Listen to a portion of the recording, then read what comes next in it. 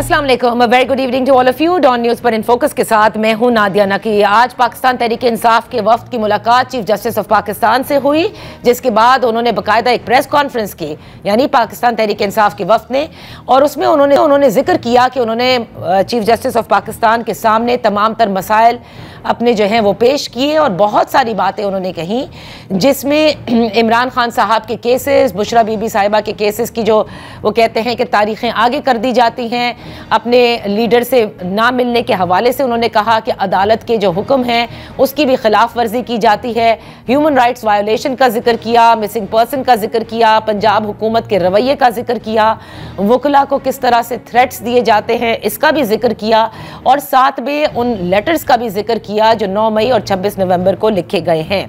यानी उमूमी तौर पर उन्होंने वो तमाम तर बातें कहीं जो वो वैसे भी जिन तहफ़्फ़ुज़ात का वो इजहार करते आए हैं। क्या इस किस्म की मुलाकात जो कि जुडिशल रिफॉर्म्स एजेंडा के हवाले से की गई थी, उस पर अपने केसेस का जिक्र करना, क्या ये दुरुस्त मैसेज है? इस पर बात करते हैं। इन फोकस हैं रऊफ हसन साहब, तहरीक के रहनुमा हैं। Thank you so much for joining अस।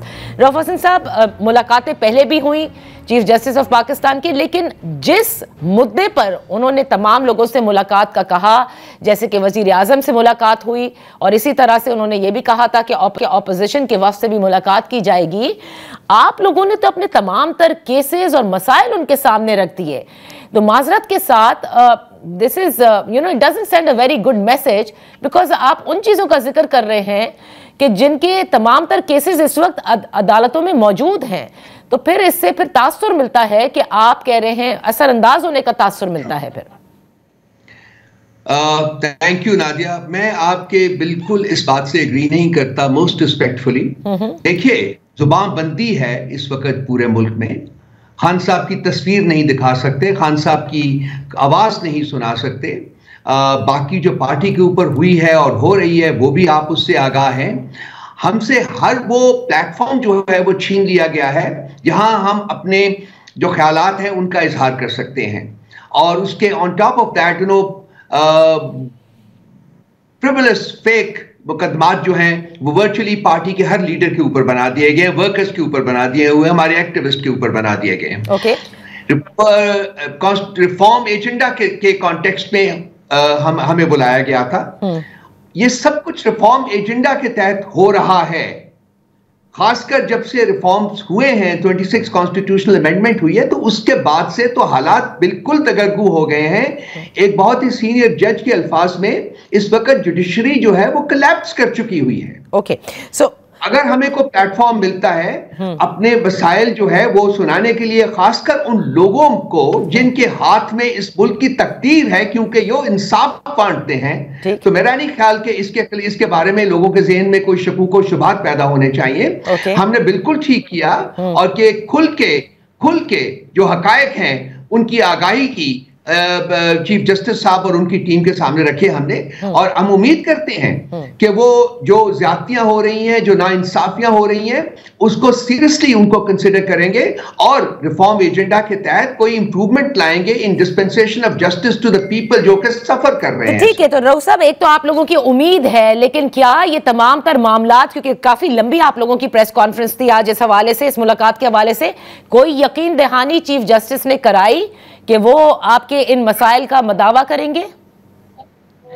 हमें उससे गर्ज नहीं है। अगर उनके कानों में ये तमाम मारूजात पहुंच गई हैं, उनने सुन ली है, तो उनकी रिस्पॉन्सिबिलिटी बनती है as the chief justice of Pakistan कि वो तदारक करें ग्रीवेंसेस का, इनजस्टिसेस का। ठीक है, तो यानी कि कोई यकीन दहानी नहीं आई, कोई मजबूत इस पर जवाब नहीं आया, उन्होंने सिर्फ सुना। मैंने ये नहीं कहा, मैंने अर्ज किया है कि अगर उन्होंने हमारी मारूजात सुनी हैं तो ये उनकी रिस्पॉन्सिबिलिटी बनती है कि वो इनका तदारुक करें, वो इन नाइंसाफियों का तदारक करें, फौरी तौर के ऊपर ऐसे स्टेप्स लें जिससे कि इन नाइंसाफियों का तदारक हो और हमें भी इंसाफ मिलना शुरू हो।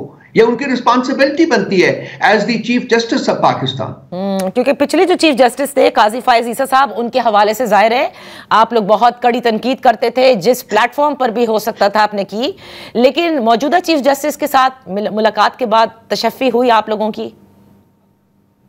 तशफ़ी की बात नहीं है, तशफ़ी होगी नादिया जबकि इंसाफ मिलेगा। वो इंसाफ मुझे भी नजर आएगा, आपको भी नजर आएगा।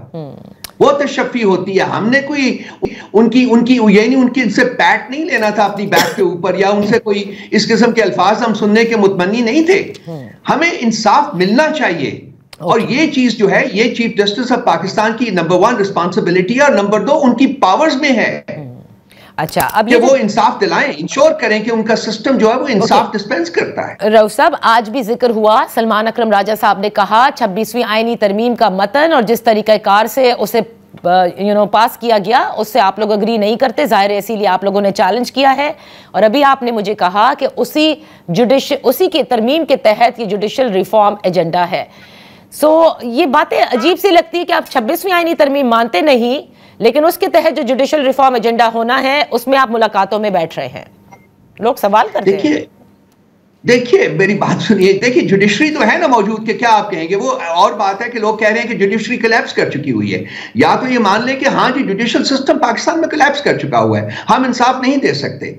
अगर इंसाफ दे सकते हैं, ये जो भी वो कहते हैं ना टूटे फूटे हालत में जो जुडिशरी मौजूद है, तो वो रिस्पॉन्सिबिलिटी चीफ जस्टिस की बनती है ना कि वो अपने सिस्टम को इंप्रूव करे, वो अपने सिस्टम को इस तरीके से अलाइन करे कि इंसाफ मिलना शुरू हो।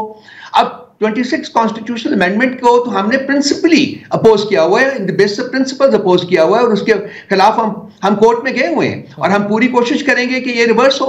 और अगर वो नहीं भी होती तो हमने इंसाफ तो मांगते रहना ना इसी सिस्टम से, जिस हालत में भी ये मौजूद है। क्या हम वो भी मांगना छोड़ दें? ओके, हम जुडिशरी को तो जुडिशरी का बायकॉट तो नहीं करेंगे ना? या आप ये प्रपोज कर रही हैं कि हम जुडिशरी का बायकॉट कर दें? नहीं, मैं तो प्रपोज नहीं कर रही, मैं तो वो बात कर रही हूँ, मैं तो वो बात कर रही हूँ रऊफ साहब, क्योंकि आप लोग मुस्तकिल पहले 26वीं आईनी तरमीम के लिए मुलाकातें करते रहे मौलाना साहब से, फिर आपने कहा जो मौलाना साहब कर रहे हैं ठीक कर रहे हैं, बाद में फिर अचानक ही आया कि नहीं आप लोग 26वीं आईनी तरमीम के खिलाफ है और इसीलिए आप लोगों ने चैलेंज किया। Let's move a little ahead. Chief of army staff, सियासी मामलात पर आती हूँ। आप लोगों पर गुज़िश्ता रोज ही अता तारड़ साहब ने यह कहा कि लीगल एक्शन लिया जाएगा। तहरीक इंसाफ के लोग बाकायदा तौर पर मुहिम चला रहे हैं, जब chief of army staff United kingdom के एक बहुत ही इंपॉर्टेंट दौरे पर हैं, और बड़ी जिसे कहते हैं कि गलत कैंपेन जो है वो सोशल मीडिया पर चलाई जा रही है।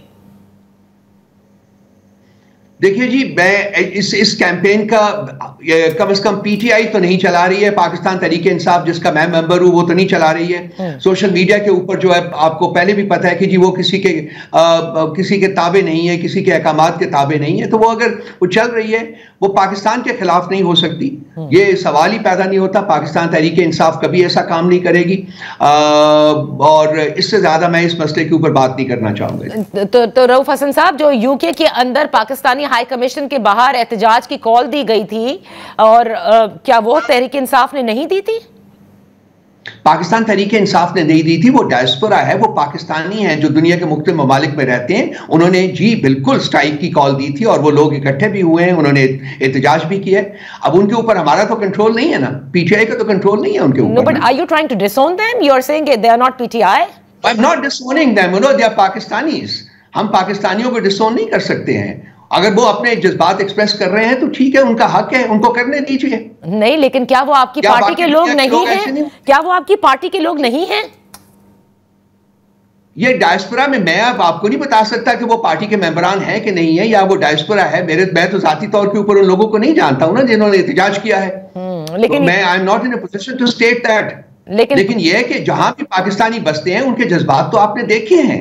वो सिर्फ लंदन की बात नहीं है, वो बात दुनिया के बाकी ममालिक में भी आपने देखा है कि वो क्या महसूस करते हैं इस हुकूमत के बारे में। तो ये इमरान खान साहब की कॉल पर इस तरह का एहतजाज नहीं हुआ है वहां पर? That's what you are saying. Imran Khan साहब ने अगर कॉल दी है तो मुझे बता दीजिए। नहीं, मैं आपसे पूछ रही हूँ, I am just asking you a question कि ये उनकी कॉल पर नहीं है। आप मुझे बता दीजिए। आप ये चूंकि इसी के ऊपर बार बार इसी को ब्रोच कर रही हैं इस सब्जेक्ट को, तो मेरे इसमें तो नहीं है। क्योंकि इंफॉर्मेशन के मिनिस्टर ये कहते हैं कि तहरीक इंसाफ ये काम कर रही है। उन्होंने कल आपकी नजर से उनका बयान भी गुजरा होगा, और वो यहां तक कहते हैं कि वो लीगल एक्शन भी लेंगे। आप जरूर लीगल एक्शन ले, लेकिन इन शख्स ने कभी आज तक सच बोला है ये भी बता दीजिए मुझे। अच्छा ठीक है, तो आप ये समझते हैं कि ये ऐसे ही बात कर रहे हैं? सवाल करते हैं, किन लोगों की बात करते हैं कि जी हम इन लोगों की गुफ्तगू के ऊपर तवज्जो देनी शुरू कर दें कि ये क्या कह रहे हैं।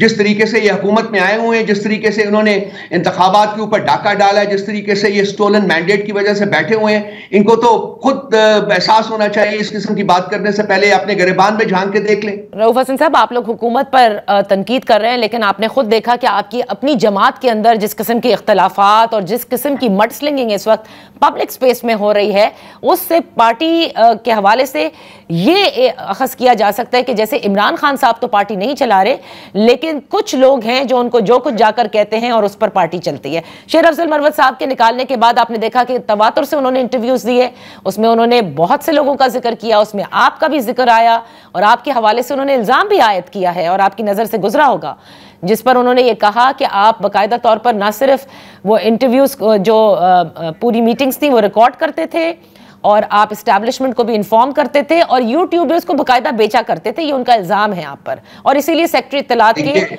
पोजीशन से आपको हटाया गया।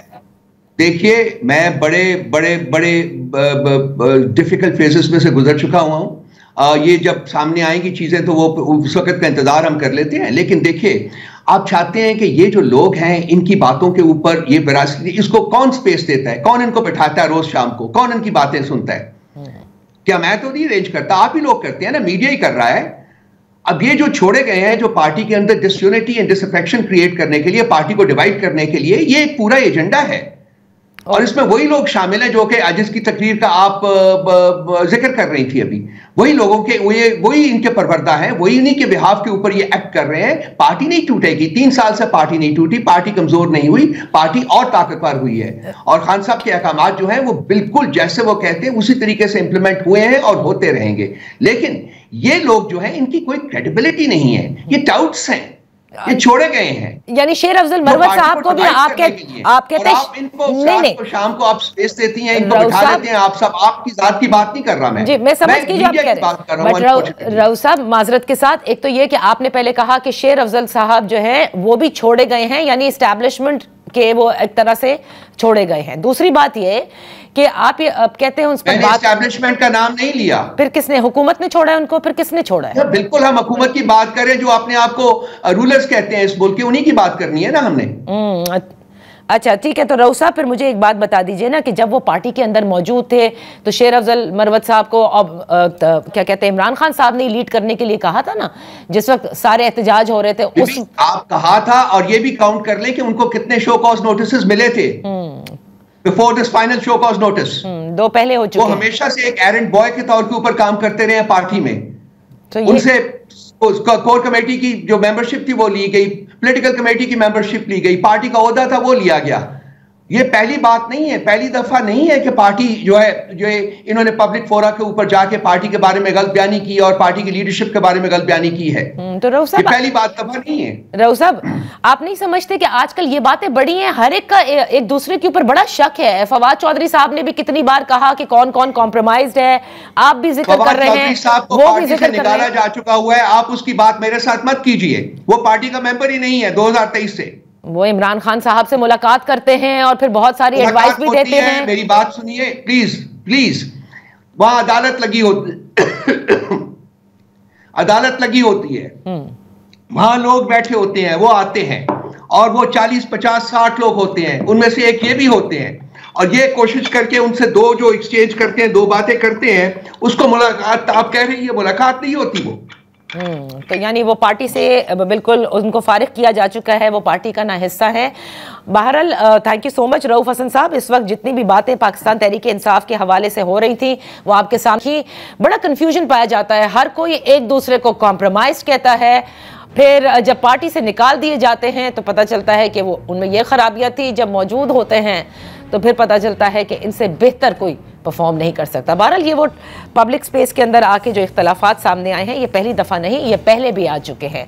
यहाँ पर मैं एक ब्रेक लेती हूँ, जब ब्रेक से वापस आएंगे तो हमारी जो टॉप स्टोरी है यानी मुलाकातों की, चीफ जस्टिस की, उसी के हवाले से ज़रा पूछते हैं हुकूमत से कि क्या ये मुलाकातें दुरुस्त मैसेज भेज रही हैं। Right after this very short break. Welcome back. Chief justice की अहम मुलाकात, जिस पर काफ़ी सवाल उठते हैं, इस पर बात करने के लिए और सियासी तौर पर जो पाकिस्तान तहरीक इंसाफ की भी शिकायत हैं उस पर भी बात करेंगे। हमारे साथ हैं पाकिस्तान मुस्लिम लीग नून के सीनियर रहनुमा, कौमी असम्बली के मेंबर हैं बिलाल अजहर कियानी साहब। बेहद शुक्रिया फॉर ज्वाइनिंग अस।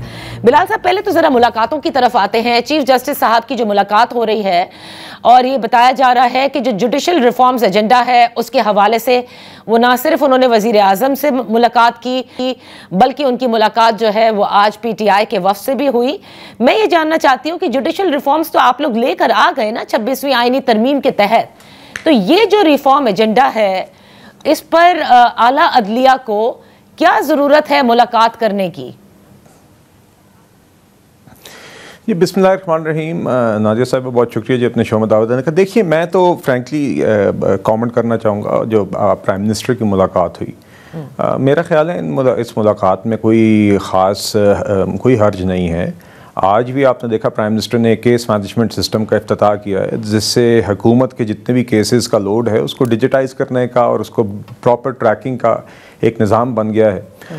एंड जहाँ तक जुडिशल रिफॉर्म्स की बात है, देखिए जुडिशल रिफॉर्म्स एक तो बिल्कुल 26th अमेंडमेंट में कुछ रिफॉर्म्स हुए हैं, मगर अभी एक और जुडिशल रिफॉर्म्स का पैकेज भी आ रहा है जिस पे हुकूमत काम कर रही है, जिसका लॉ मिनिस्टर ने बार बार जिक्र किया, जिसमें ख़ास तौर पे जो लोअर कोर्ट्स में, ट्रायल कोर्ट्स में जो हमारे इल्तवा का शिकार केसेस हैं जिससे आम शहरी मुतासर होते हैं, दीगर और जो हमारे टीदिंग इशूज़ हैं, वो सबकी मशावरत के साथ, जिसमें वकला बरादरी शामिल है, जिसमें जजेस दमसेल्व्स उनकी भी राय यकीनन बेहतरियाँ उनकी तरफ से भी सजेस्ट होंगी, तो उस पर भी काम हो रहा है।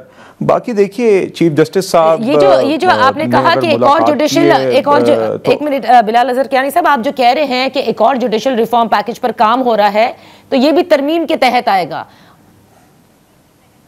नहीं जी, नहीं तरमीम तो होगी, but I don't think in the constitution. I think this will be subordinate, जैसे लेजिस्लेशन लॉज की सूरत में या लॉ एग्जिस्टिंग लॉज में अमेंडमेंट की सूरत में आएगा।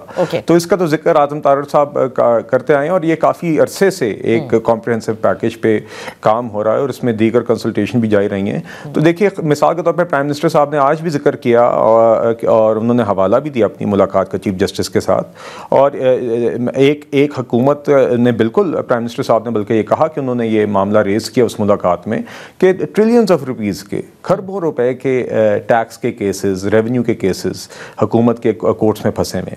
तो एक इस हद तक तो आई थिंक अगर कोई मुलाकात या कॉन्वर्सेशन होती है जिसमें स्पीडी जस्टिस ऑन मेरिट के ऊपर एक एग्जीक्यूटिव जुडिशरी की एक्सपीरियंस शेयरिंग हो without interfering in each others domain, मेरे ख्याल से इस तरह की मुलाकात और डायलॉग में कोई हर्ज नहीं है। आप कह रहे हैं, सच्ची बात है, PTI ने मुलाकात की है, PTI के वफ़द ने अगर की है, चीफ जस्टिस साहब मिले हैं, फ्रैंकली जी for me it is not really any news. नहीं, लेकिन बिलाल अजहर कियानी साहब, जो लोग ज़ाहिर है आला अदलिया का हम जब जिक्र करते हैं, बेहतर नहीं होता कि ये मुलाकातें ना हो? क्योंकि जैसे आपने जिक्र किया वज़ीर आज़म की मुलाकात की, जिसमें टैक्स के मामलात पर भी बात हुई, मिसिंग पर्सनस के हवाले से भी बात हुई, ये तमाम तर केसेस इस वक्त कोर्ट्स के अंदर मौजूद हैं। इसी तरह पाकिस्तान तहरीक इंसाफ मिलती है, वो अपने केसेस के हवाले से बात करती है, मैसेज अच्छा नहीं जाता।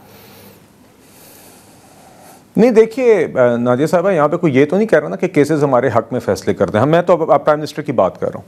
प्राइम मिनिस्टर साहब ने ये कहा है कि जी केसेस हैं जो कि और ये हम बात रोज़ाना बात करते हैं और हम लेजिस्लेटर्स भी ये बात करते हैं कि पेंडेंसी है केसेस की, और इसके अंदर जुडिशरी के साथ अगर ये बात रेज़ की जाती है कि आपको ये पेंडेंसी रिमूव करनी चाहिए। कोई ये तो नहीं कह रहा कि केसेस के फैसले किस तरह करें, मगर ये बात तो मैं भी रोज़ाना आपके सामने कहूँगा जी, हम असम्बली में भी कहेंगे कि केसेस का जो इल्तवा है, जो का शिकार जो हैं, जिसमें आम शहरी दिहाइयों तक कोर्ट केसेस में फंसे रहते हैं, उसकी मैकेनिज्म को बेहतर करने के लिए क्विक डिस्पोजल ऑफ केसेस के लिए ऑन मेरिट उसके हवाले से तो बातचीत हो सकती है। तो आई डोंट थिंक इस तरह की डायलॉग के अंदर या इस तरह की मशावरत में कोई ख़राबी है। मेरा ख्याल है अगर बतौर लेजिस्लेटर्स भी अगर हम कोई लेजिस्लेशन ला रहे हैं और उसके अंदर अगर हम समझते हैं कि ट्रायल्स के अंदर या कोर्ट केसेस के अंदर कोई निज़ाम में बेहतरी थ्रू लेजिस्लेशन ला सकते हैं, तो उसमें अगर जुडिशरी का भी मौक़िफ़ आ जाए, आई डोंट थिंक इसमें कोई हर्ज है। बिकॉज वो भी नेचुरली उस सिस्टम का हिस्सा होते हैं और जिसको बेहतर करने की कोशिश की जा रही है। बात ये देखिए पीटीआई ने क्या बात की क्या नहीं की मुझे नहीं पता।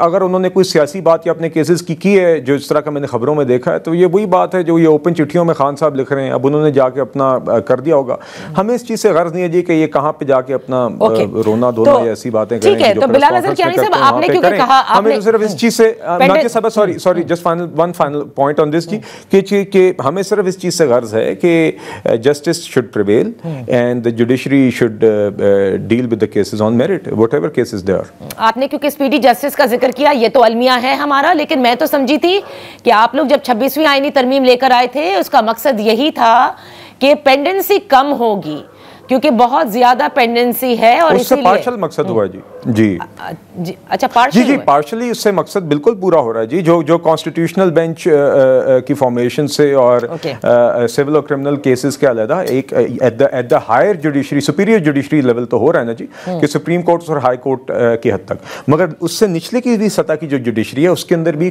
काफ़ी बेहतरी की गुंजाइश है जहाँ पे काफ़ी सारे केसेस और आम शहरी जिससे मुतासर होते हैं ट्रायल कोर्ट्स में वो सेशन कोर्ट्स में उस हवाले से भी जी इम्प्रूवमेंट का एक पैकेज आ रहा है। और इसका जिक्र 26वीं आईनी तरमीम जब अंडर कंसिडरेशन थी पार्लियामेंट में तो उन दिनों में भी लॉ मिनिस्टर साहब ने इसका जिक्र किया था before the passage of the 26th amendment. तो ये कोई नई चीज़ नहीं है, it is something that the government is working on. उस टाइम पे भी ये बात आती कि आप सिर्फ हाई कोर्ट और सुप्रीम कोर्ट देख रहे हैं नीचे का क्या बनेगा, तो दिस एड्रेसेस दैट और इंशाल्लाह आप देखेंगे कि वो भी एक कॉम्प्रिहेंसिव पैकेज आएगा जिसमें काफ़ी बेहतरियां आएंगी इंशाल्लाह। आप बेहतरी कह रहे हैं, वो तो 26वीं आईनी तरमीम के बाद का जो सारा शाखसाना है वो आपके सामने है कि सिनी के मामले पर इस्लामाबाद हाई कोर्ट के जज साहिबान जो हैं वो चले गए हैं सुप्रीम कोर्ट, क्योंकि तासुर ये मिल रहा है जो सब डिस्कस भी करते हैं अदलिया के हवाले से कि जो भी हुकूमत वक्त होगी वो फिर जब ट्रांसफर करके किसी की भी सीनियरिटी हाई कोर्ट्स में खत्म कर सकती है, या जिसको वो नापसंद करे कि जी इसको तो हाई कोर्ट का चीफ जस्टिस नहीं बनना चाहिए for the time being till the time we are here,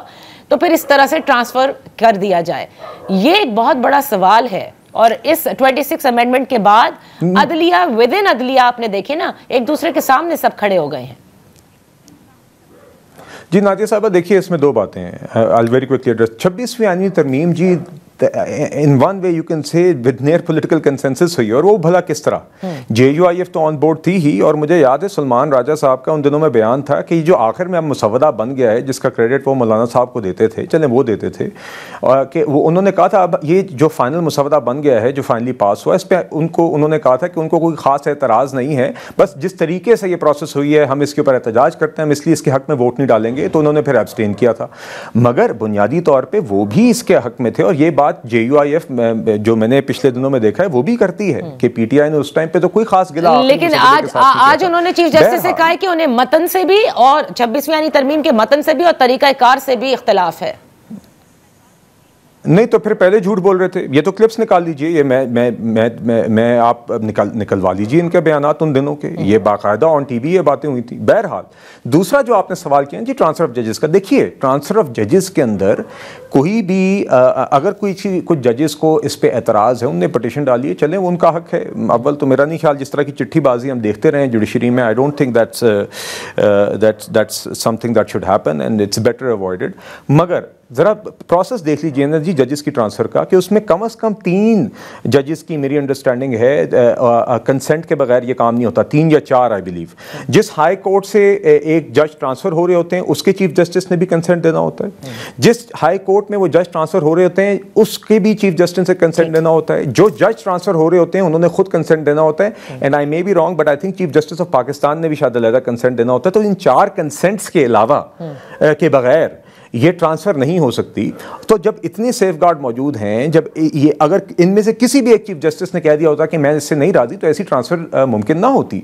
तो इसमें तो एग्जीक्यूटिव का कोई रोल नहीं था, और जुडिशरी के दीगर हिस्सों ने अगर एक ट्रांसफ़र को अप्रूव किया है तो आई डोंट अंडरस्टैंड कि इसमें क्या इशू है जी। सर किसी भी इदारे में सीनियरिटी अगर मारी जाएगी तो खलबली तो मचती है ना, कौन पसंद करता है कि आप उसकी सीनियरिटी ले लें?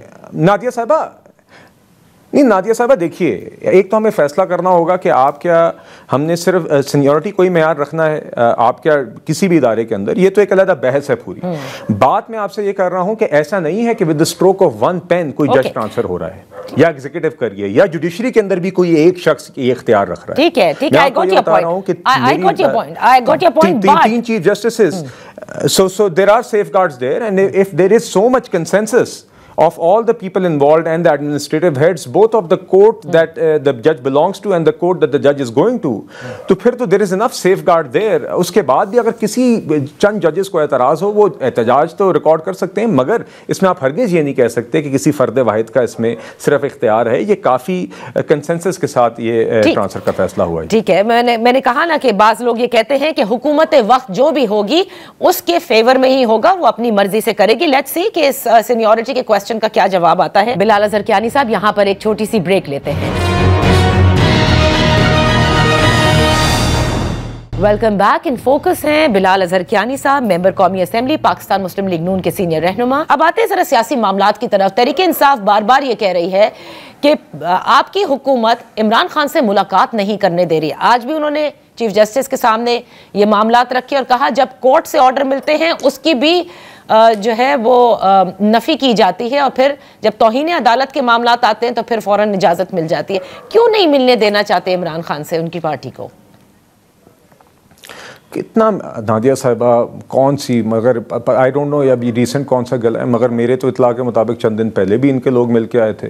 फिर अंदर दो लोग आपस में गुत्थम गुत्था भी हो गए थे। फिर वो आगे अंदर जाके खान साहब ने अपेरेंटली सुलह भी की थी। तो मुलाकातें तो इनकी जारी हैं। अगर एक दिन नहीं होती, आप शोर शराबा मचा देते हैं, टॉक शो की जीनत बन जाता है, आप शोर शराबा ज़रूर मचाएं, मगर ये बात हकीकत है कि खान साहब को जेल मैनुअल से तजावुज़ करके मुलाकात का भी मौका मिलता रहा है, सहूलियात भी मिलती रही हैं। दूसरे दिन तो आप खुद मीडिया कवर करता है कि आज कोई पीटीआई का शख्स गया हुआ है, कल कोई शख्स गया हुआ है। रोजाना मुलाकातें करके बाहर आके इनके लोग अडियाला जेल के प्रेस कॉन्फ्रेंसेस करते हैं। उनकी जो सियासी कमेटी है उसके मेंबर्स, जो भी मुलाकात उसके मेंबर्स जो है वो शिकायत कर रहे हैं। वुकला तो चले फिर भी मिल लेते हैं, अक्सर वुकला को भी जाने नहीं दिया जाता, लेकिन बैरिस्टर सैफ का ये कहना है कि ये प्रेशर इसलिए डाला जा रहा है ताकि वो डील के लिए सकम हो जाए, लेकिन वो नवाज शरीफ नहीं जो डील करेंगे।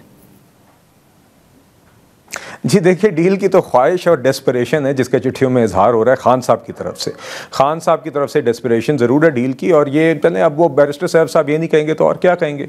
उन्होंने अब यही कहना है, चूँकि ज़रा ज़ोर ज़बर करके ज़बरदस्ती और जिस तरह की वायलेंस करनी थी उसका आपने इस्तेमाल कर लिया, काम नहीं आई, तो अब आप चिट्ठियों पर आ गए हैं। तो अब आप ये अपनी तरफ से नैरेटिव रखना चाहते हैं, पूरी कोशिश ज़रूर करें, मगर हकीकत यह है कि जिस डील की तलाश में खान साहब थे वो डील उनको नहीं मिल रही। बाकी जहाँ तक मुलाकातों की बात है, हर दूसरे दिन इनके लोग मिलते हैं जी, और जेल मैनुअल के मुताबिक जो भी मुलाकात है खान साहब को करने दें, क्या कर लेंगे। और बल्कि फिर ये भी देख लीजिए कि जेल मैनुअल से बढ़ के फिर मुलाकातें ना हो, क्योंकि मेरा तो जो ख्याल है जिस तरीके से मुलाकातों का सिलसिला भी और सहूलियात का सिलसिला रहा है, उनको तो जेल मैनुअल से बढ़ चढ़ के सहूलियात मिलती रही है। बाकी अगर ये चाहते हैं कि बनी गाला के ड्राइंग रूम वाला माहौल अडियाला जेल में हो, तो ऐसा तो इन्हीं मुलाकातों के आपको याद होगा कि मज़ाकरात के हवाले से वो यही कहा करते थे ना, जब मज़ाकरात हो रहे थे कि इस हुकूमत के पास ये तक इख्तियार नहीं था और वो हमारी मुलाकात ना करा सके जिस किस्म की मुलाकात हम चाहते थे, तो फिर वो और क्या फैसले करेगी। आप कह रहे हैं ना, लेकिन जो आखिरी बात हुई थी उसमें यह था कि हमें मुलाकात करनी है तफसीली, और उस पर अग्री भी हुआ था, लेकिन वो नहीं करा सके थे। बहरहाल चलिए, तो आप कहते हैं मुलाकातें होती हैं, वो कहते हैं मुलाकातें नहीं होती। बिलाल साहब ये भी बता दीजिए कि कल अता तारड़ साहब ने भी एक बयान दिया, मिनिस्टर फॉर इंफॉर्मेशन। उन्होंने कहा कि चीफ ऑफ आर्मी स्टाफ का जो विजिट है बरतानिया का, उसके खिलाफ एक मुहिम तहरीक इंसाफ ने चलाई सोशल मीडिया पर, और लीगल एक्शन लिया जाएगा।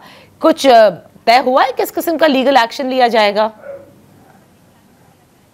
जी देखिए, ये तो अता तारड़ साहब ही बेहतर बता सकेंगे, मगर ये मैं ज़रूर कहूँगा कि अफवाज पाकिस्तान के ख़िलाफ़, आर्मी चीफ़ के ख़िलाफ़, अफवाज पाकिस्तान के शोहदा और जवानों के ख़िलाफ़ मुनज़्ज़म कैंपेन्स चलाना तो PTI की एक कंसिस्टेंट पॉलिसी रही है।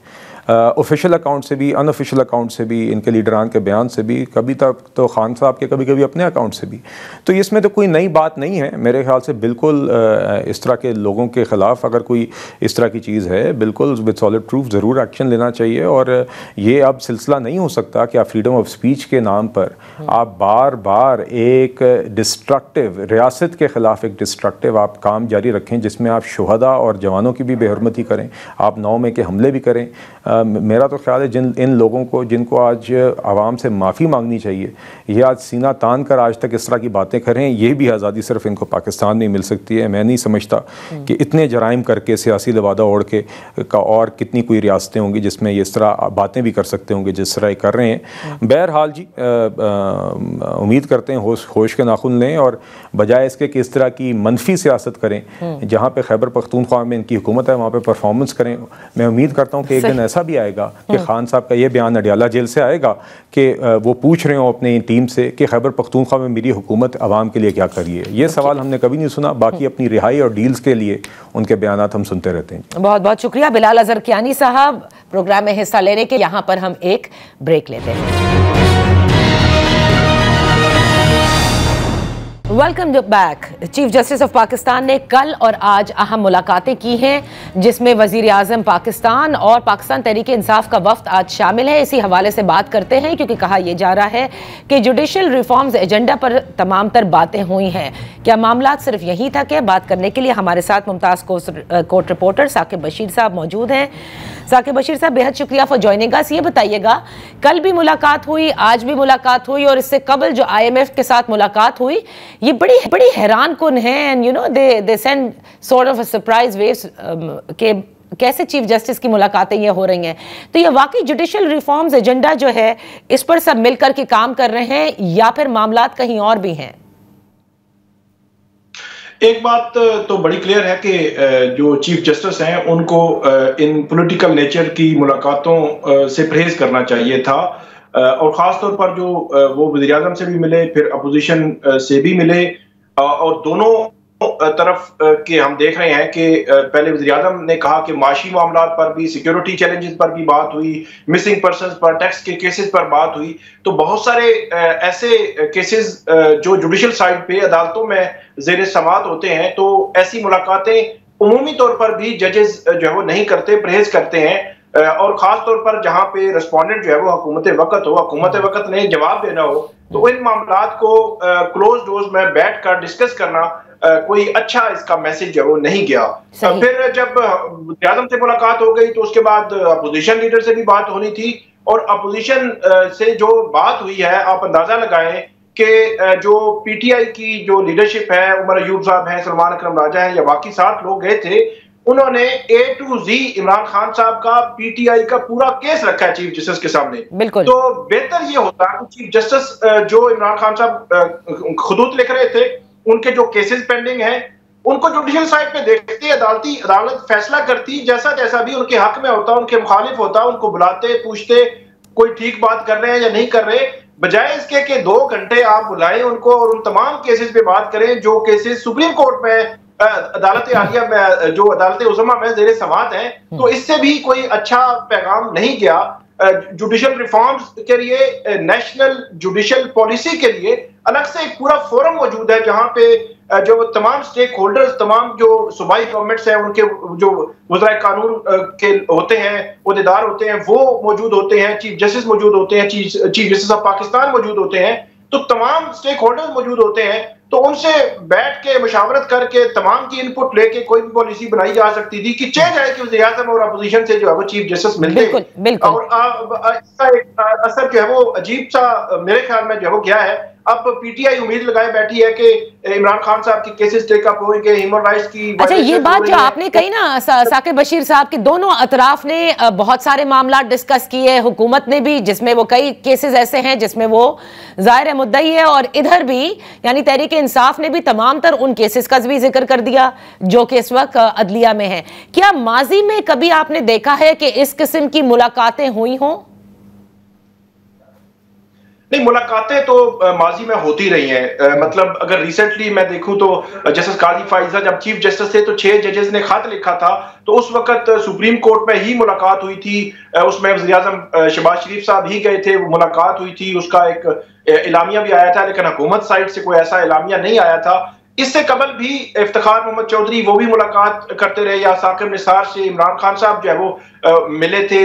इसी तरह जो बाकी जजेस हैं उनका भी आता रहा है। लेकिन इस तरह जो प्राइम मिनिस्टर ऑफिस से एक प्रेस रिलीज आई, उस प्रेस रिलीज ने बड़े सवालात, अगर तो मेरे ख्याल में अगर सिर्फ सुप्रीम कोर्ट से एक प्रेस रिलीज आती कि ये बात हुई है हमारी, और या अपोजिशन साइड से भी मिलना है तो उसकी प्रेस रिलीज सुप्रीम कोर्ट से आती। जिस वक्त हम बात कर रहे हैं तो इस वक्त तक सुप्रीम कोर्ट से आज की प्रेस रिलीज नहीं आई, लेकिन पीटीआई 2 घंटे की प्रेस कॉन्फ्रेंस कर चुकी है। तो ये फिर आम लिटिगेंट्स जो है, आम लोग जो है, वो भी कहेंगे कि हम भी क्लोज डोर में जो है वो जजेस से मुलाकात करके उनके अपने ग्रीवियंस जो है वो उनके सामने रखते हैं। हमें अंदाजा है कि ठीक है पीटीआई बहुत सारी ऐसी बातें कर रही है कि उनके ग्रीवियंस एड्रेस नहीं हो रहे अदालतों से, लेकिन उसका हल बिल्कुल भी मैं ये समझता हूं ये नहीं है। चीफ जस्टिस याहिया अफरीदी साहब को ना वज़ीर आज़म से ना इनसे इस तरह मिलना चाहिए था। अटॉर्नी जनरल मौजूद है, अटॉर्नी जनरल वो सारा जितने भी इस तरह की जो एजेंडा था रिफॉर्म्स के हवाले से कोई उनकी इनपुट थी, वो सारा कुछ अटॉर्नी जनरल के जरिए हो सकता है। इधर से अपोजिशन लीडर खुद खत लिख देते और उस खत को टेकअप कर लेते और जुडिशियल साइड पे उसको देख लेते। तो ये ट्रेंड माजी में भी इसको जो है वो अच्छा नहीं समझा गया इस ट्रेंड। सही। तो साकिब बशीर साहब ये भी तो बताएं ना कि एक अदलिया के अंदर जिस किस्म का तलातुम है खुसूसन 26वीं आईनी तरमीम के बाद, और ये ज्यादातर जो है वो ट्रांसफर पोस्टिंग्स के हवाले से है या फिर तकर्रुरी के हवाले से है, आप समझते हैं कि इन मुलाकातों का मकसद शायद ये भी हो सकता है कि किसी तरह से इसको कम किया जाए, इसको ज़ायल किया जाए, या कम अज कम जो विद इन जुडिशरी हो रहा है उसको सियासी हवा कोई पार्टी ना दे? नहीं, एक जो एंगल है ना इसमें, जो माजी की मुलाकातों और आपकी मुलाकात में, वो ये है कि माजी के चीफ जस्टिस आते रहे, जो सीक्वेंस था आईनी तौर पर, जिस तरह भी इससे कबल आईएमएफ के साथ भी मुलाकात हुई थी, तो उस आईएमएफ की मुलाकात के फौरन बाद इमरान खान साहब के खत को टेकअप किया गया, तो उससे एक तासुर गया कि शायद आईएमएफ की जानिब से कोई ऐसी जगह बात कर दी गई थी। तो उमूमी और खुसूसी तौर पर मैं ये कहूंगा कि जो सुप्रीम कोर्ट है उसके अंदर जो मामला है वो है 26वीं आईनी तरमीम। उसके जरिए हुकूमत वक्त ने कैप्चर किया है जो इंडिपेंडेंस ऑफ जुडिशरी है, उसको कंट्रोल किया है। वो जजेस की तैनाती, चीफ जस्टिस की तैनाती, बेंचेस की तश्कील, जहां पे मतलब 21 अक्टूबर से लेकर आज तक हुकूमत जो चाहती है, जैसे चाहती है, ट्रांसफर जजेस ले आते हैं, फिर उसके बाद उनको चीफ जस्टिस बना देते हैं। मतलब ऐसी ऐसी चीजें हुई हैं जिसपे इंडिपेंडेंस ऑफ जुडिशरी कंप्रोमाइज हुई है। मेरा ख्याल में सबसे बड़ा, बजाय इसके कि इस किस्म की मुलाकातें करें, सबसे अहम और सबसे बड़ा मामला यह है कि 26वीं आईनी तरमीम को सुप्रीम कोर्ट फौरी लगाए और फौरी देखे और फौरी देखकर उस पर फैसला करे। इस वक्त आप देखें कि 40 से ज्यादा जजेस जो है वो तैनात हो चुके हैं जुडिशरी में। अगर ये सारा जो है वो रिवर्स होता है, सारी जो 26वीं आईनी तरमीम तो रिवर्स नहीं होगी, इंडिपेंडेंस ऑफ जुडिशरी के बारे से जो चीजें हैं शायद उनको जो है सुप्रीम कोर्ट देखेगी, लेकिन फिर भी इसका इम्पैक्ट जो है वो बड़ा एक अजीब सा बनेगा। फिर 26वीं आईनी तरमीम आगे चलकर जब सुनी जानी है उस पर फुल कोर्ट अगर बनती है तो वो फुल कोर्ट कौन सी होगी? ये तो काफी सवालात हैं, लेकिन वही बात है ना कि इसकी भी दो साइड्स हैं। पाकिस्तान तहरीक इंसाफ हो, वो मुस्तकिल ये कहती है कि 26वीं आईनी तरमीम ने अदलिया की साख को नुकसान पहुंचाया है या कॉन्स्टिट्यूशन की जो ढांचा है उसको बिल्कुल हिलाकर रख दिया है, जबकि हुकूमत और उसके इत्तेहादी ये कहते हैं कि उन्होंने जुडिशल रिफॉर्म्स एक तरह से 26वीं आईनी तरमीम से लाए हैं। मैं इसी के जरा बात को आगे बढ़ाते हुए इस्लामाबाद हाई कोर्ट की तरफ जाना चाहूंगी, जिसमें हमने ये देखा कि अब जज साहिबान की जानिब से सीनियरिटी के मामले पर सुप्रीम कोर्ट से रुजू किया गया है। ये कितनी अहम डेवलपमेंट आप देख रहे हैं साकिब? ये बहुत अहम डेवलपमेंट है। इस अगर क्वेश्चन ऑफ लॉ को एड्रेस ना किया गया कि जो सदर पाकिस्तान है वो एक जज की कंसेंट लें, 15वें नंबर के जज हों या 20वें या 26वें नंबर पे, सिंध हाई कोर्ट से आने वाले 26वें नंबर पे थे, उनकी कंसेंट लें और इस हाई कोर्ट में लाकर उनको उनकी जो सीनियरिटी है वो उनको टॉप पे दे दी जाए। तो मेरा ख्याल है इस क्वेश्चन को आर्टिकल 200 जो इख्तियार देता है जो सदर पाकिस्तान को, इसको अगर एड्रेस ना किया गया तो ये एक ऐसा रास्ता खुलेगा कि उसके बाद आइंदा आपको मिलेगा कि सिंध हाई कोर्ट का जज जो है वो लाहौर हाई कोर्ट का चीफ जस्टिस बन रहा है, और लाहौर हाई कोर्ट का बलोचिस्तान हाई कोर्ट का चीफ जस्टिस मनपसंद ख्वाहिश पर मबनी जिसकी जो मर्जी होगी हुकूमत वक्त की वो करती जाएगी। उसकी वजह मैं बताता हूं कि आप देखें कि इस्लामाबाद हाई कोर्ट में 7 जजेस थे, एक जज जो है जस्टिस सरफराज डोगर जिनको कायम काम चीफ जस्टिस है, उनके आने के बाद 7 की एक दर्जा तनज़ुली हुई है कि उनकी सीनियरिटी इफेक्ट की गई है। फिर उसके पीछे जो आर्टिकल 200 है उसके पीछे एक रीजन देनी होती है कि क्यों आप जो अब ला रहे हैं, कोई रीजन नहीं है। फिर आप जो है वो इनडायरेक्टली इस तरह ला रहे हैं कि 10 दिन बाद जो है वो जुडिशियल कमीशन में इजलास होना है, वहां के चीफ जस्टिस ने सुप्रीम कोर्ट जाना है और वहां आप कायम काम चीफ जस्टिस और उसके बाद मुस्तकिल चीफ जस्टिस जो है वो बाहर से लाना चाहते हैं, क्योंकि वहां पर मौजूद जजेस जो है वो हुकूमत को पसंद नहीं है या उन्होंने जो है वो खत लिखा था मुदाखलत का। तो इस किस्म के जो जजेस हैं, एक तो उनको साइडलाइन करना और उनको सबक सिखाना, और आने वालों के लिए भी एक सबक जो है वो छोड़ना कि आप भी अगर ऐसा करेंगे तो प्रमोशन नहीं मिलेगी, सीनियरिटी नहीं मिलेगी। इसलिए सुप्रीम कोर्ट में ये जजेस गए हैं। मेरा ये ख्याल है कि इस क्वेश्चन को हर सूरत में सुप्रीम कोर्ट को एड्रेस करना चाहिए। Thank you so much Saqib for participating with us. इसी के प्रोग्राम का वक्त खत्म होता है, इजाजत दीजिए, अल्लाह हाफिज।